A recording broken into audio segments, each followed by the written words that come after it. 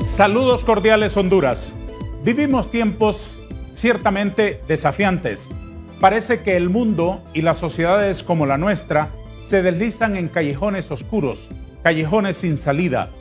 Es cuando, y es donde, se necesita la luz del pensamiento razonado, académico, sensato y lúcido para alumbrar el camino de los países.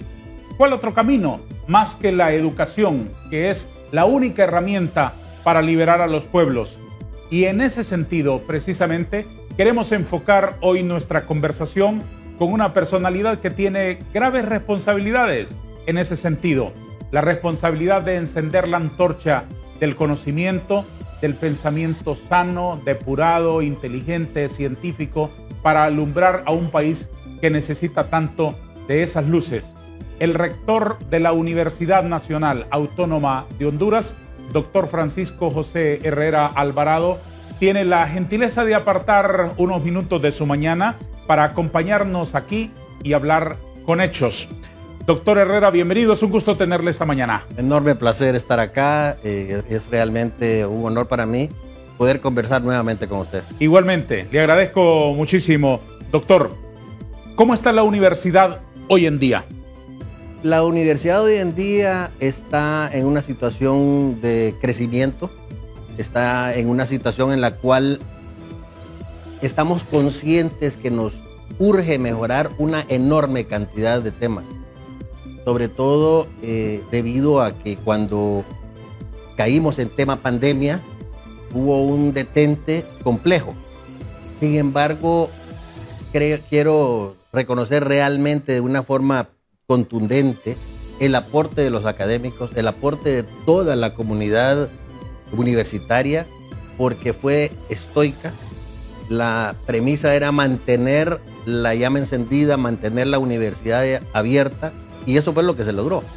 Sin embargo, eso obviamente nos ocasionó dificultades de las cuales aún nos estamos sobreponiendo, pero creo que estando en la situación en la que nos encontramos, que hemos continuado apareciendo en los rankings, que para nosotros es un tema de mucho interés y de mucha importancia, de evidente trascendencia.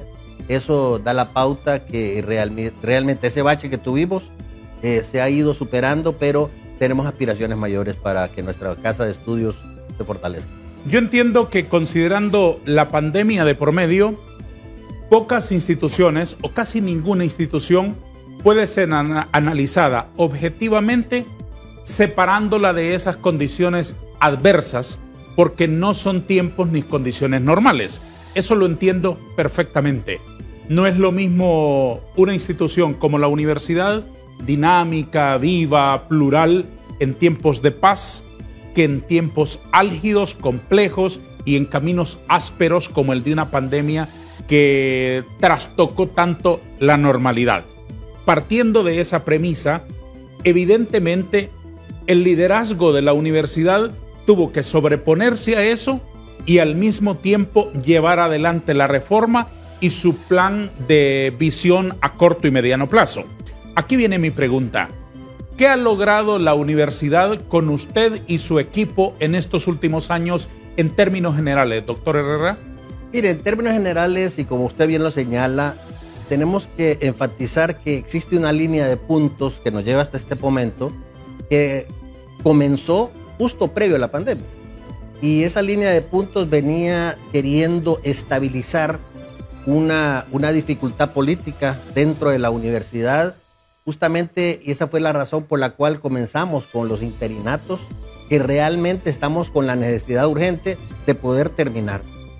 Y esa crisis que existió en el seno del alma mater, justamente debido a la ausencia de los estudiantes del gobierno universitario, había gestado dentro de la misma un clima muy complejo, pero sumamente complejo, una polarización espantosa, que eso dificultaba el progreso normal y la ruta que debíamos cursar para poder tener una universidad estable. Por lo tanto, lo primero que debimos hacer fue tener un acercamiento franco, abierto, claro y contundente con el sector estudiantil para que ellos realmente se pudiesen organizar y de esa manera lograr allanar el camino a través de elecciones que realmente nunca habían existido desde hacía realmente demasiado tiempo, y de esa manera poder hacer que producto de las elecciones estudiantiles pudiesen ellos retornar. Eso fue lo más importante en aquel momento. ¿Y conversaron con los estudiantes? Fue lo primero que se hizo. Recuerdo que el primer día que me correspondió retornar, o mejor dicho, ingresar a la universidad, porque como usted bien recuerda, estaba yo como director en San Pedro Sula. Sí. Y luego fui traído a Ciudad Universitaria de manera interina, y esto se ha prolongado demasiado. Pero lo primero que hice antes de ir a la oficina de rectoría fue ir a la Plaza de Cuatro Culturas en Ciudad Universitaria a reunir a los estudiantes precisamente para tener un cara a cara con ellos y garantizar que debíamos cursar caminar esa ruta de manera conjunta. ¿Y qué resultados ha habido de esas conversaciones y de ese acercamiento? Pues afortunadamente logramos construir, y nosotros simplemente fuimos facilitadores, un reglamento estudiantil ejemplarizante. Un reglamento estudiantil que ojalá que el país realmente lo viese con lupa y lo pudiesen adaptar a la política vernácula nacional. Porque le voy a citar un ejemplo. En el pasado, lo más que había existido de participación estudiantil en los comicios era un 5%. Pero con el diseño que se hizo, logramos tener más de un 50% de participación estudiantil. ¿Y cuál es el secreto? Y el secreto fue simplemente que en el pasado, como había tanta dificultad como lo hay en las elecciones que todos conocemos, hicimos un convenio con la Universidad Nacional Autónoma de México y ellos ya tenían diseñado un sistema electrónico a prueba de balas. Y le digo a prueba de balas porque hasta tenían un premio, tienen establecido un premio a las carreras de informática, que si logran hackear las elecciones que ellos tienen, los procesos eleccionarios que ellos tienen, les dan un premio en metálico. Y eso nunca se ha entregado un premio.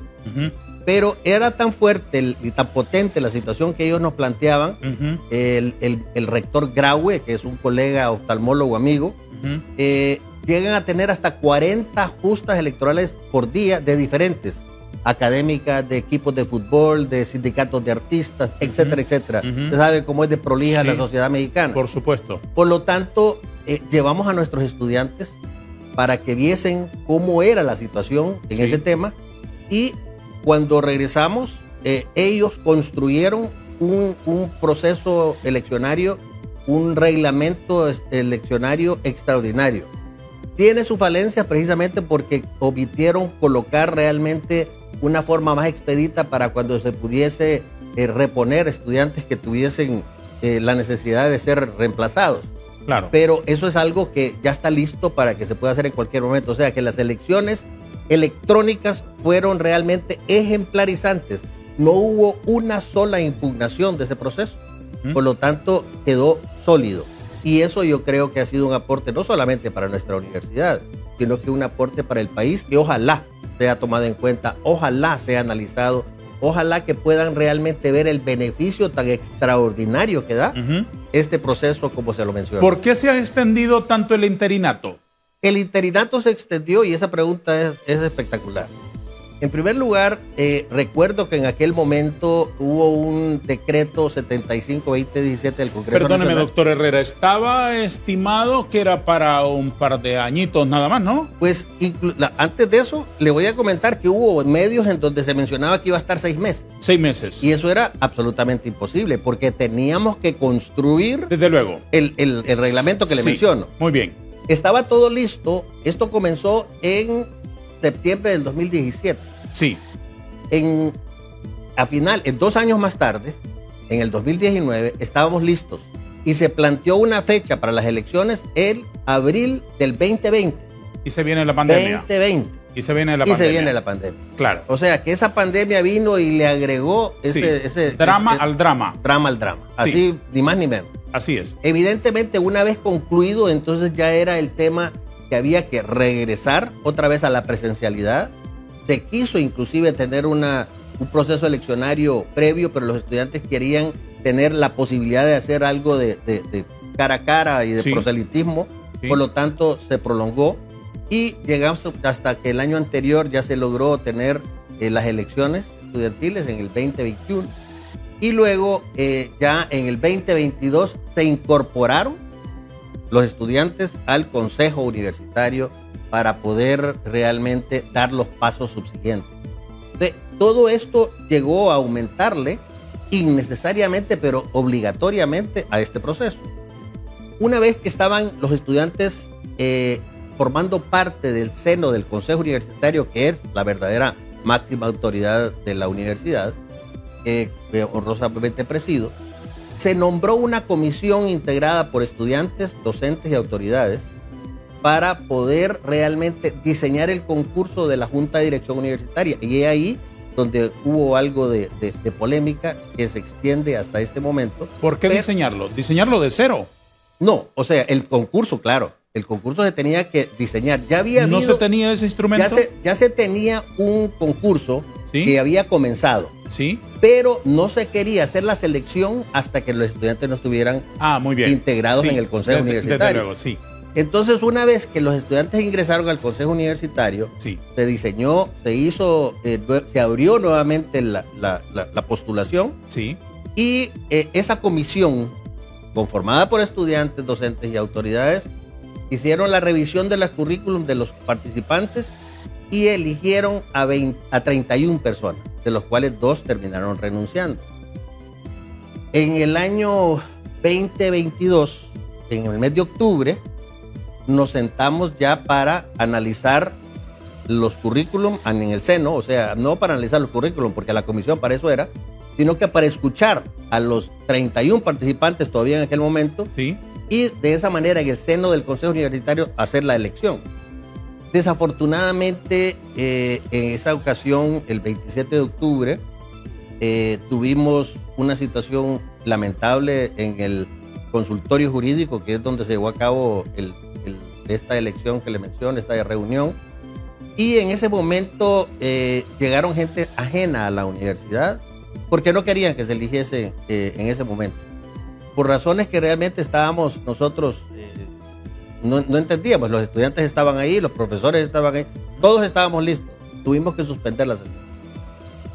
Luego, el 12 de noviembre, poco tiempo después, volvimos a tener otra reunión. Esta vez la hicimos en el Centro de Articultura en Comayagüela, que es un lugar espectacular. Si no lo conoce, lo invito porque es maravilloso lo que tenemos ahí. Y fue un sábado por la mañana. Y estando en pleno desarrollo de la sesión con ese mismo propósito, irrumpieron gente al seno de la reunión en una forma violenta absolutamente, y esa gente impidió que la sesión continuase, lanzando piedras y una situación muy lamentable. Se tuvo que suspender nuevamente. Eso fue en noviembre del año anterior. Ya en esta ocasión decidimos volver a tener la sesión, que fue hace 2 semanas, semana y media, en el Centro de Articultura nuevamente. En esta ocasión ya tuvimos protección en la parte de afuera para que entrasen al recinto únicamente los miembros del Consejo Universitario. Como corresponde, ¿no? Porque eso tiene que ser así. Así es. No podían, o sea, nos dieron luz verde para tener esa protección precisamente con la actitud que se plasmaron en las 2 sesiones anteriores. Desafortunadamente hubo un profesor que instó a los estudiantes a no participar en la sesión. Y usted, que ha estado participando en política, sabe que eso es un error garrafal. Si usted tiene la sesión montada con el quórum ya listo, porque se había pausado. Lo que se tenía que hacer era elegir con los presentes y votantes. Se intentó que llegasen los estudiantes, hubo la participación de un estudiante y se hizo mixto e híbrido, precisamente para que aquellos que tuviesen dificultad y no querían llegar, que lo hicieran. Pero lastimosamente tuvo demasiado peso el llamado de este profesor y no llegaron. Llegó solamente este estudiante, llegaron los docentes y se procedió a la elección. ¿Qué se eligió? Se eligió la Junta de Dirección Universitaria. Sí. Esa junta está conformada por 7 personas. Sí. Es una junta que mucha gente no la comprende, pero son los encargados de la política administrativa de la universidad. Para sustituir a interinos. Para sustituir a los que estaban interinos. Sí. Y quedaron, de los anteriores, tiene la universidad una política de escalonamiento. Sí. O sea que lo que se hizo ahorita ya soluciona el problema ya de los interinatos de manera definitiva. Así es. Porque de los que estaban, quedaron 2 que van a estar por 2 años. Y el resto, de los 3 quedaron por 2 años y 4 quedan por 4 años. O sea que dentro de 2 años vamos a elegir 3 y dentro de 4 años y en lo sucesivo permanentemente cada 2 años se va a estar. Y así se va alternando, se va traslapando en el tiempo, no todo se cambia en el mismo día. Y eso es necesario porque es demasiada la responsabilidad que tiene la Junta. Por supuesto, y además no se puede estar inventando el agua caliente cada cierto tiempo. Imposible. Tiene que haber una continuidad en los procesos universitarios. Esa es la lógica de ello. Así es. Lo que sucedió es que muchos de los estudiantes estaban por gente que desafortunadamente tiene injerencia, que no debía quedar ninguno de los que estaban, los 7 que estaban. Podían haber quedado 3, pero se optó por dejar a 2 precisamente por lo que usted está comentando. Era necesario tener una continuidad. Quedaron 5 nuevos y 2 personas que estaban ahí. Pero perdone, doctor, una puntualización. 5 nuevos en el cargo, pero no nuevos en la comunidad, ¿no? No. Es decir, gente de experiencia. Gente que vino de afuera. Preparándose y todo. Correcto. 5 personas que no formaban parte. Sí. Algunos de la comunidad universitaria. Sí. Algunos con antecedentes, sí. Que había sido director de educación superior. Un prominente hondureño que está en el FOSDE. Sí. O sea, gente con mucha experiencia, gente proba, gente sumamente capacitada. Por supuesto. Entonces, esta gente tiene, aparte de la parte de lo administrativo, de regir la parte administrativa universitaria, tiene la responsabilidad de abrir el concurso para las autoridades ya que queden en propiedad. ¿Cuánto tiempo creen que en cuánto tiempo cree que van a recorrer ese camino? Yo siento que ahorita se les está dando la oportunidad de que se organicen, pero calculamos nosotros que a mediados del mes próximo van a anunciar ya los concursos en una forma escalonada, porque igual no todas las autoridades se van a ir de una sola vez. Estamos a la espera de que ellos digan cuáles son las plazas que se lanzan al concurso inicialmente. ¿Ellos lo van a determinar o ya está establecido en la norma? Hay una norma, pero ellos tienen que organizar porque hay ciertos temas, hay que ver calendarios, hay que diseñar en forma general, macro, está diseñado, pero tienen que ponerle ellos algunos bemoles específicos para poder lanzar ese concurso que va a ser el próximo mes. Ahí estará incluida la rectoría, las vicerrectorías y todo lo demás. Es correcto. Lo que necesitamos saber es en qué tiempos lo van a hacer. Nosotros esperamos y quisiéramos que realmente rectoría fuese lo primero que lanzara. Y creemos que, de ser así, el concurso dura más o menos 60 días hábiles. Sí. O sea que por ahí del mes de junio ya se estaría definiendo esas. Doctor, tengo muchas cosas que preguntarle, pero necesito que puntualicemos este asunto de lo que falta del proceso para la sustitución de los interinatos. De aquí en adelante, entonces, viendo un poco el calendario, significará que más o menos en este primer semestre estará resuelto ese problema de la elección de las nuevas, bueno, digamos, no problema, necesidad de la elección de las nuevas autoridades académicas. Se dará inicio al proceso, porque como usted comprenderá, de la misma manera en que usted me manifestó de que no pueden estar todos de la Junta de Dirección, tiene que haber una...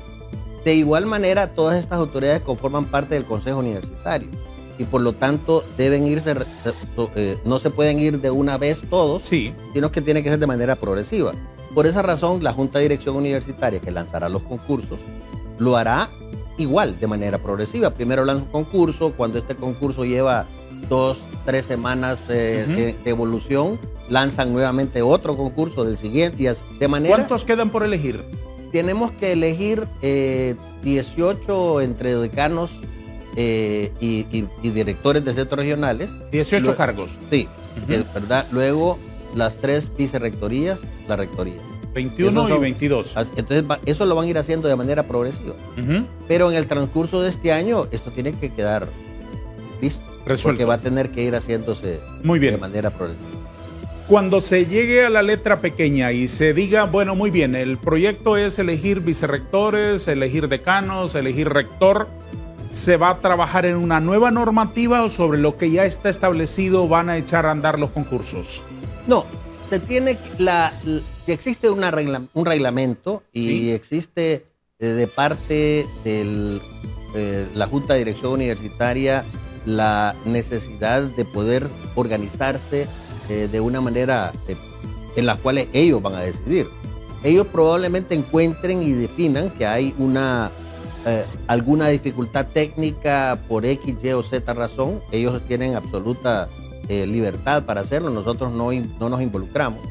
Y de hecho, desde que fueron electos, el lunes siguiente nos reunimos para darles la bienvenida y después de eso no nos hemos vuelto a encontrar. Ellos están afanosamente trabajando en ese diseño. Por esa razón, calculo que va a ser a mediados del mes de abril, en el cual ellos estén lanzando ya oficialmente y públicamente estos cursos. Explíqueme algo que me parece básico, doctor, no solamente por el respeto a la inteligencia de quienes nos escuchan, sino también en defensa de su honor, que me parece a mí usted me parece a mí una persona, además de honorable, una persona inteligente, un hondureño honesto y un hondureño de los más responsables y lúcidos que yo conozco. Se lo digo públicamente porque es mi pensamiento personal, es la percepción que yo tengo sobre usted. Una vez establecido eso, quiero preguntarle con todo respeto lo siguiente. ¿Cuánta independencia ha tenido esa Junta de Dirección Universitaria, ese consejo de personas que están estableciendo las normas y llevando adelante la sustitución de los interinos para que no quede en el ambiente la percepción de que hay intervención de las autoridades como usted o de las oficinas de su nivel para que les hagan un traje a la medida? Esa es una pregunta maravillosa igual. Siento que es absolutamente indispensable que eso quede cristalino. Claro. Y ellos tienen la absoluta libertad de poder sentarse a deliberar entre ellos la ruta. Y por esa razón yo dubitativamente le respondo cuando usted me dice cuándo comienzan los concursos, porque yo le estoy respondiendo esa pregunta en base a la lógica que me asiste, conociendo cómo funciona la Junta de Dirección Universitaria, pero no tengo certeza absoluta porque no he conversado con ellos. Y ellos no lo han definido. Y ellos no lo han definido. Y a ellos les toca exclusivamente. Nosotros no podemos meter la cuchara, como podemos decir popularmente. Claro. Y por esa razón considero... No diga meter cuchara porque eso me lleva a comida y la comida me lleva a otras consideraciones peligroso, que son inoportunas aquí ahora. Muy bien. Entonces realmente esa es la realidad. Ellos tienen absoluta y total libertad, autonomía para tomar esas decisiones y por esa razón es preferible mantener una distancia prudente apenas para que ellos vean que ellos tienen esa libertad de poder Además actuar. Serán personas honorables, responsables, con la suficiente independencia de criterio e inteligencia para no hacerle un traje a la medida a nadie. Esa es la expectativa que tenemos todos. Es así. Precisamente, eso es así. Muy bien. Ahora bien, doctor Herrera, cuando se plantee el panorama, las fechas, las reglas y se convoque a la comunidad universitaria para elegir a un nuevo rector, ¿qué va a ocurrir? En ese momento creo yo que ya han habido varias personas en la comunidad nacional que han, desde el año anterior, y me ha parecido así un poco extraño que lo hayan estado haciendo de manera pública, han expresando su intención, que es, como todo el mundo tiene la libertad de poder postularse a tan honroso cargo, y esperamos que existan varias postulaciones. Sin embargo, tiene que entender la gente que va a postularse que ante quien tienen que postularse es ante esa junta. No es ante los medios de comunicación, no es ante nadie más que esa junta, porque serán ellos los responsables de hacer el concurso y ellos los responsables de hacer la elección. Entonces, eso es lo que procede. Realmente cuando abran el concurso, en el lapso de esos 60 días que le hago mención, hábiles, tendrán que entregar la documentación que quede plasmado en el documento que será público de cuáles son los requisitos para poder hacerlo, que dicho sea de paso, en nuestro estamento legal se menciona de hondureño o centroamericano. Somos una universidad bien abierta en esos términos. Que llegue a ocurrir que un centroamericano no hondureño ostente la rectoría, pues está por verse, pero sería legal. ¿No ha habido nunca un antecedente? En el pasado han habido, porque recuerden que hemos tenido ya desde el 1847 estamos en esta historia, pero sí todos han sido hondureños. Muy bien. ¿Cuáles son los requisitos principales para ser rector de la universidad? Lo más importante es tener experiencia docente. Ya queda establecido la cantidad de años que tienen que tener en docencia, tener estudios de posgrado, tener la suficiente trayectoria académica como para poder respaldar y poder tener 33 años, que es la edad mínima para poder hacerlo. Son requisitos bastante generales y por lo tanto yo creo que abre la puerta para que personas que se sientan en la capacidad de hacerlo puedan postularse. Es importante que la persona que ostente el cargo conozca en detalle la universidad, precisamente por los altibajos que tiene, por las dificultades que tiene y sobre todo por la expectativa que en la comunidad hondureña genera la máxima casa de estudios. ¿Quiénes están facultados para votar y elegir al rector? Los 7 miembros de la Junta de Dirección Universitaria. Ese es precisamente la manzana de la discordia en el tema, porque en el pasado había una votación abierta de la comunidad universitaria, pero en el modelo actual, la Junta de Dirección Universitaria, aparte de tener la responsabilidad de regir la política administrativa de la universidad, que de por sí es un cargo, es una responsabilidad enorme, está justamente en la postulación de establecer los concursos y hacer la selección de las autoridades. ¿Es mejor ese modelo? Yo siento que sí, por el tema de concursos, porque de lo contrario, en el pasado siento que de pronto quedaba a criterio meramente político. Recuerde que nosotros tenemos en el pasado dificultades, hubo centros regionales, específicamente en San Pedro Sula, que cuando llegaba el momento de la elección de las autoridades abrían las puertas para que llegaran más profesores, no necesariamente con la necesidad académica de tenerles, pero sí con la necesidad de levantar la mano a la hora de votar por X, Y o Z persona en aquel momento. Entonces, ese tipo de situaciones es complicado que se puedan controlar y por eso sentimos que es de la forma de proteger este tipo de situaciones y tener solamente una óptica específicamente en base a mérito. Y se debe entender también que una cosa es elegir un rector de una academia con las responsabilidades que tiene ese cargo y otra cosa es elegir a alguien popular. Es decir, este no es un concurso, y limítese a escuchar, por favor, rector, porque este comentario es mío exclusivamente. Y yo no quiero obligarlo a usted a avalarlo ni a opinar en esa dirección. Este no es un concurso de popularidad, de quién es más simpático, de quién tiene la mejor sonrisa, de quién es más fotogénico. Estamos hablando de una responsabilidad para dirigir una nave de pensamiento, de academia, de altísimo nivel de exigencia, porque no solamente es el gobierno de la Universidad Nacional como un ente, sino es la educación superior en Honduras, que tiene tantísima trascendencia. En ese sentido, quiero preguntarle, ampliando un poco más el foco, doctor Herrera, de aquí en adelante, lo que hereden ustedes a el siguiente periodo de gobierno universitario será una universidad pospandemia. En ese sentido, como academia, ¿qué tenemos? ¿Cuál fue el impacto, de qué dimensiones fue el impacto de la pandemia en la Universidad Nacional y cuál es la transformación que se derivó de ella? Bien, en ese tema, en el pasado, desafortunadamente, hace casi 50 años, la Universidad Nacional Autónoma de Honduras era única en el país. Y justamente comenzaron a aparecer otras instituciones de educación superior. La primera de ellas fue la de Cecilio del Valle, Y en aquel momento hubo un gran debate, una gran resistencia de la comunidad universitaria para que eso llegase a suceder. Sin embargo, cuando comenzó, siempre hubo un pie atrás entre las instituciones de educación superior. Estas se fueron aumentando, hasta que en este momento tenemos 21 universidades. Sin embargo, continuamos teniendo apenas un 17% de cobertura.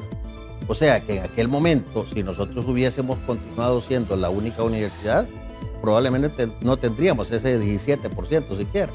Entonces el reto más grande que tenemos es poder realmente dar un paso hacia adelante y tener la posibilidad de ampliar esa cobertura. Esto trae esta es una respuesta peligrosa. Y digo peligrosa porque hay quienes mencionan, bueno, fácil, quitemos la prueba de admisión y por lo tanto le abrimos las puertas y damos eso sería una cobertura falsa. Nosotros necesitamos tener, y por esa es la razón por la cual decidimos tener esa prueba de aptitud académica, porque era indispensable que los hondureños que entrasen a formar parte de la educación superior en el país, en nuestra universidad, tuvieran un nivel diferente. Pudimos levantar de un 40% de promedio, que era en aquel momento 42, y ahora lo tenemos arriba del 70% en cuanto al promedio de índice académico universitario. Eso fue un paso enorme. Sin embargo, hemos estado participando en el país con las autoridades de educación, tratando de hacer una incidencia en mejorar la calidad del estudiante que nos viene, porque esa es una dificultad. Sin embargo, hemos logrado en este momento tener una simbiosis entre todas las universidades, y ahora hablamos de la Universidad Hondureña, justamente porque las universidades públicas y privadas estamos tratando de tener proyectos conjuntos. Claro. Esto no significa que vamos a venir nosotros y vamos a despilfarrar lo que no tenemos como para darse a las universidades privadas, o que vamos a privatizar. Esa palabra de la privatización es una palabra que realmente es bien compleja. Lo que necesitamos es tener colaboración, y eso se ha extendido a nivel centroamericano, a tal grado que en el pasado reciente teníamos más de 30 años de no ostentar la presidencia del Consejo Superior Universitario Centroamericano, y hace apenas en medio de la pandemia lo logramos. Y en este momento nuestra universidad tiene un lugar preponderante en el circuito universitario centroamericano, pero de una manera extraordinaria. Y hemos tenido realmente una simbiosis enorme con los rectores de estas universidades públicas centroamericanas, que son 24 universidades tanto de Centroamérica tradicional, digamos, además de Belice y República Dominicana. Pero localmente siento que nosotros hemos podido tener realmente una incidencia que tenemos que apretar un poco más en relación a la manera en la cual actuamos. Ahorita estamos viviendo una crisis porque ha surgido, y son cosas inauditas, venta de títulos universitarios en el país, títulos falsos. O sea, eso es un cáncer que debemos combatir. Y estamos por llevar al Congreso Nacional un proyecto para poder tener los sellos electrónicos y de esa manera poder ponerle fin a ese cáncer extraordinario. Yo creo que eso lo vamos a lograr en breve. Pero cosas como esas, que son tan indispensables, son las que tenemos que dar. Esos pasos nos vemos obligados a tener, pero además tenemos que extender nuestra presencia a nivel nacional con carreras que tengan pertinencia geográfica. Desafortunadamente, cuando visitamos las diferentes zonas del país, nos piden que tengamos derecho, ingeniería y medicina en una población remota del país, por razones de comodidad de la comunidad. Y nosotros tenemos que verla desde la óptica del desarrollo del país. Y eso es justamente lo que estamos proponiendo. Y por eso una de las ideas que hay, que yo creo que va a germinar favorablemente, es que queremos formar la Facultad de Ciencias del Mar, por ejemplo. Indispensable para el país. Tenemos 2 mares y no tenemos ese área de conocimiento, y es importantísimo. Tenemos que tenerla.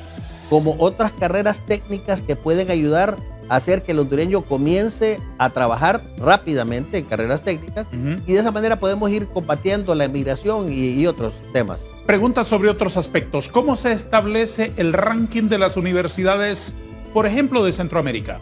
El ranking es un tema que, como usted ha escuchado y ha visto y ha leído en las semanas recientes, han estado en primera plana. Y justamente ha habido 2 rankings importantes. El ranking QS es un ranking realmente importantísimo porque le mide a las universidades la posibilidad de ver la calidad del estudiante que sale, la interacción que el estudiante tiene con los empleadores son entrevistados, egresados son tomados en cuenta y además de eso la percepción y la interacción de la universidad misma con el concierto mundial académico. Estos son de los temas que realmente se toman en consideración. Recientemente ha habido mucho revuelo en ese sentido porque supuestamente caímos en el ranking. Y realmente no es tanto así, sino que simplemente ahora entran más universidades a formar parte del mismo y eso hace que la situación sea compleja. Sin embargo, hace exactamente 15 años, oiga este dato, estando precisamente organizando la carrera de medicina en San Pedro Sula, no existía la carrera y me correspondió el altísimo honor de organizarla y graduar a los primeros colegas. En esa ocasión estábamos queriendo interactuar precisamente para beneficio de la carrera con otras universidades y nos preguntaron, bueno, ¿y cuál es el ranking en el que están ustedes? Y en ese momento acá ni se usaba la palabra, ni se usaba la medición, ni tenía ningún interés de la comunidad nacional. Sí. Empezamos a hacer la investigación, estábamos en el lugar 30,000 y por eso no aparecíamos en los rankings, por respeto. Yo me quedé asustado cuando vi aquello. En 15 años hemos evolucionado. Ahora estamos en el lugar, en Latinoamérica, ahorita en este momento, en investigación estamos en el lugar 58. ¿De cuántas universidades? De las mejores 100, estamos en el lugar 58. Primera vez que estamos a nivel primero centroamericano. ¿Cuándo se logró eso? Se logró, bueno, la semana antepasada nos lo avisaron, Scopus, porque eso es de los rankings, de las publicaciones y de las citaciones más importantes que hemos tenido. Son de las cosas que hay que sentirse orgulloso, doctor. Hoy, extraordinariamente. Son de las cosas que hay que sentirse orgulloso. Rector Herrera, se nos ha ido el tiempo y tengo muchas inquietudes que plantearle. Respóndame, por favor, con tweet o con telegramas. ¿Se acuerda de los telegramas, no? Supongo. Sí, bueno. 20 centavos costaba el esqueleto en mi tiempo. 20 centavos, sí. Y si le agregaba una palabrita más, habría que pagar un adicional. 20. Se le hacía más caro. Muy bien. Un par de cuestiones así de distintos tópicos. En el proceso de elegir nuevas autoridades de la universidad, con todas las consideraciones que usted nos ha explicado abundantemente, ¿perciben ustedes en esa comunidad que hay intromisión política? La intromisión política en nuestra universidad es legendaria. Sí. Y es histórica. Sí. Y yo creo que va a ser colindante con lo imposible, que en algún momento eso se puede limitar. Sin embargo, creo que debemos nosotros hacer acopio de nuestras facultades de autonomía para poder hacerlo. Pero hay una situación que es compleja y es el hecho que la universidad requiere del Estado, o sea, para poder tener su funcionamiento, el famoso 6%, que es otra leyenda, porque el 6% ha sido algo que mitológico. Mitológico. Sin embargo, le voy a comentar que hemos hecho el estudio de manera reciente y hubo 2 gobiernos que nos lo dieron, tal cual. El gobierno de José Manuel Zelaya Rosales y el gobierno de Maduro. Sí. Nos dieron el 6%. De ahí los otros no nos han dado, incluyendo el actual. Hemos tenido acercamientos con el Ejecutivo para poder lograrlo y hemos percibido la buena voluntad, pero todavía no se ha cristalizado en metálico esa buena voluntad. Y es absolutamente indispensable tenerlo porque esa independencia es indispensable tenerla. No podemos estar como supeditados a estar con esa dificultad cuando hay tanta demanda. ¿De qué va a depender que usted presente una candidatura para la rectoría?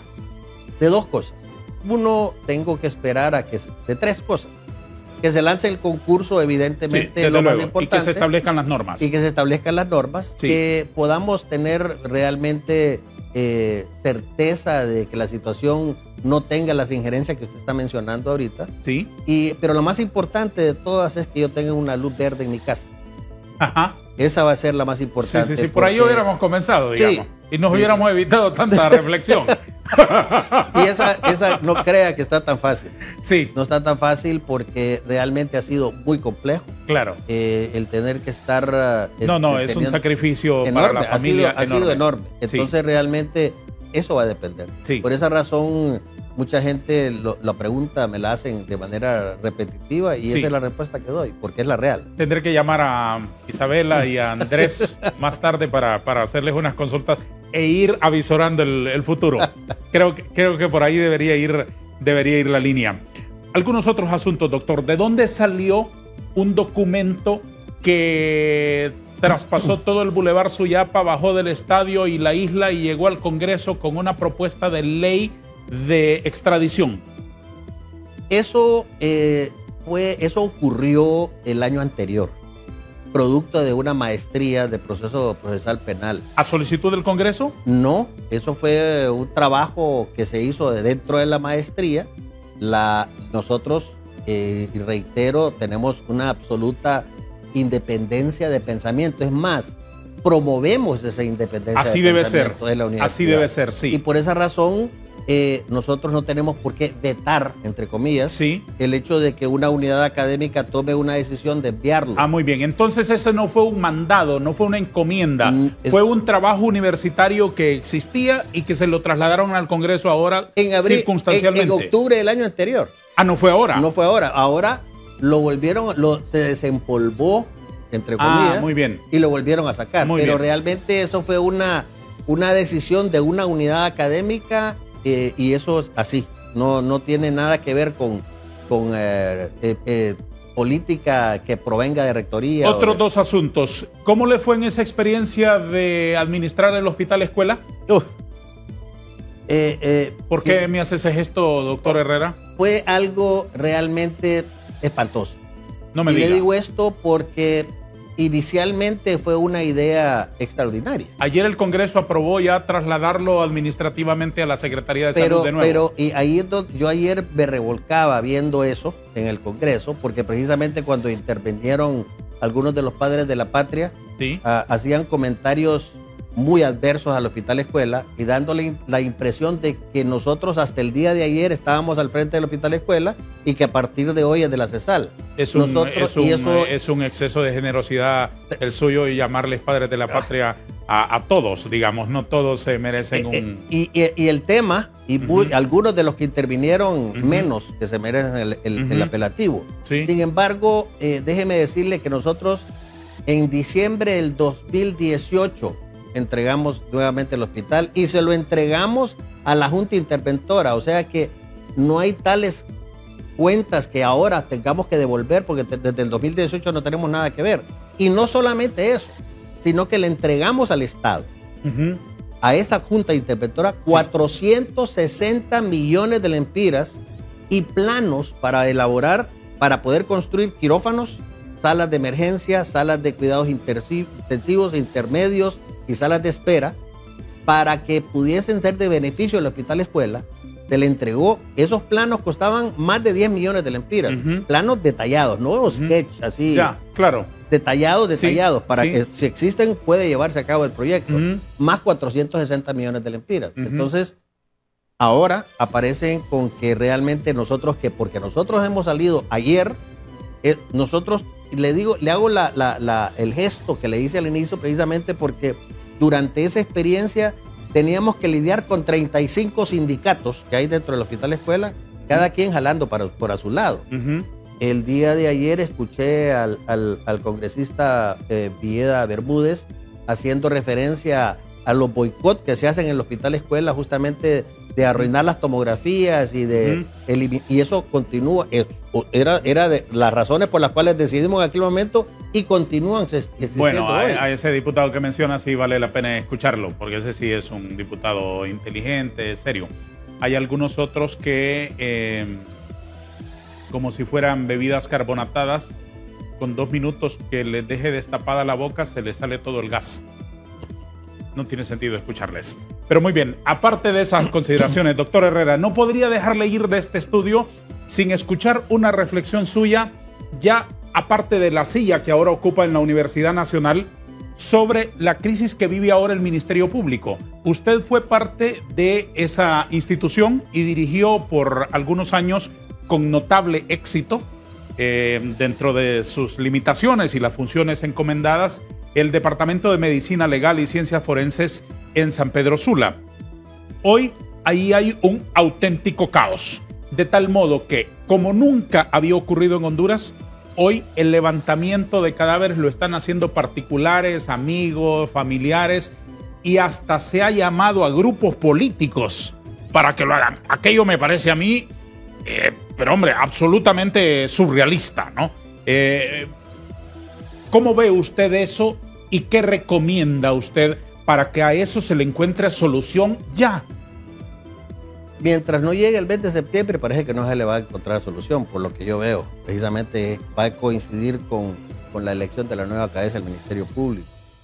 Sin embargo, déjeme decirle que yo lamento profundamente esa situación que vive el Ministerio Público. Como usted bien lo señala, me correspondió también honrosamente en aquel momento ser el subdirector nacional de Medicina Forense y tenía precisamente con el doctor Amílcar Rodas, que fue con quien compartimos la dirección de ese departamento, y la persona, sobre todo, que se encontraba a la cabeza de la institución en aquel momento, el doctor Edmundo Orellana Mercado, realmente fue un fiscal que realmente sentó una pauta que lastimosamente se fue perdiendo en el camino. En aquel momento jamás hubo una posibilidad de intervención política porque había absoluta independencia del Ministerio Público. Y en el camino la politización fue haciendo crisis a llevarla al momento en que se encuentra actualmente. Yo siento que la politización ha sido justamente lo que ha gestado, aparte de todo lo que ya conocemos todos los hondureños que pasamos leyendo. Y el tema forense específicamente es un dolor enorme porque costó muchísimo organizarlo, costó muchísimo estructurarlo y ahora está realmente por la calle de la amargura total. Yo siento que realmente la posibilidad de llegar a tener una independencia de parte de medicina forense no es una idea descabellada. Y digo que no es una idea descabellada precisamente porque en una institución en donde realmente los abogados son los que tienen la voz cantante, ellos pues le darán preeminencia justamente a la parte de fiscales. ¿Alude usted a la iniciativa de crear un instituto forense independiente incluso del Ministerio Público? A eso me refiero. Yo creo que eso es una iniciativa que hay que darle pensamiento, no la descarto porque siento que la independencia de medicina forense es importante. No puede estar supeditada únicamente a la voluntad de los fiscales, tiene que estar supeditada a la ley. Ni mucho menos ser una ventanilla para que le hagan favores a un fiscal con ideas preconcebidas. Terrible. Eso no tiene es sentido. Una situación espantosa, a tal grado que en el pasado hubo gente de forense que terminó siendo enjuiciada por manipulación de evidencias y por una cantidad enorme de situaciones. Eso es inimaginable, completamente impresionante. Sí, entonces realmente el hecho de que los fiscales pudiesen transitar por los laboratorios de medicina forense, porque yo soy el fiscal y entro, eso es inconcebible. Tiene que ser autoridad forense, punto. Nadie puede entrar a los lugares. Ni mucho menos un dictamen forense que sea conocido por el fiscal en el tránsito, en el bus de la oficina al juzgado. Correcto. Es decir, un instrumento de esa naturaleza debe ser un instrumento mejor valorado para el buen desenvolvimiento de un juicio. En ese sentido, lo tengo muy claro. Doctor, nos quedamos sin tiempo. Un minuto final para que usted nos haga una reflexión sobre el camino de la Universidad Nacional Autónoma de Honduras de aquí en adelante para construir un mejor país. Yo creo que la Universidad Nacional Autónoma de Honduras, para poder contribuir, lo debe seguir haciendo de la forma en que lo está haciendo, en el sentido de que el Estado constantemente nos pasa pidiendo a nosotros en todas las áreas de conocimiento colaboración. Y lo hacen precisamente porque tenemos expertos absolutamente en todas las áreas del conocimiento y lo estamos haciendo de una manera extraordinaria. En la pandemia es el mejor ejemplo, cuando tomamos la batuta y empezamos a utilizar los recursos que teníamos universitarios para ponerlos al servicio de la nación. Pusimos el Palacio de Deportes precisamente para poder internar a gente. Atendimos más de 2,000 hondureños en ese sitio. Atendimos y dimos tomografías, 10,000 tomografías que le costaron como 50 millones, etc. Ese es el camino que tenemos que recorrer desde el punto de vista de vinculación de la universidad con la sociedad. Así es. Sin embargo, es indispensable que abramos nuevas carreras con una pertinencia geográfica y que estén ubicadas en lugares estratégicos del país para poder lograr capacitar a mayor cantidad de hondureños y que puedan tomar las riendas del país en el breve plazo. Que así sea. Doctor, muchas gracias por lo que usted ha hecho, por la universidad y en favor de Honduras. Y si es su decisión al final participar en el nuevo proceso, que tenga todo el éxito que se merece usted y que se merece la universidad. Y cuente con que aquí, desde esta modesta plataforma, estaremos para aplaudirle, como aplaudimos todo lo que usted hace por este país. Muchas gracias, doctor Herrera. Muchas gracias a usted. Que tenga un día feliz y exitoso. Y todos ustedes también. Gracias y adiós.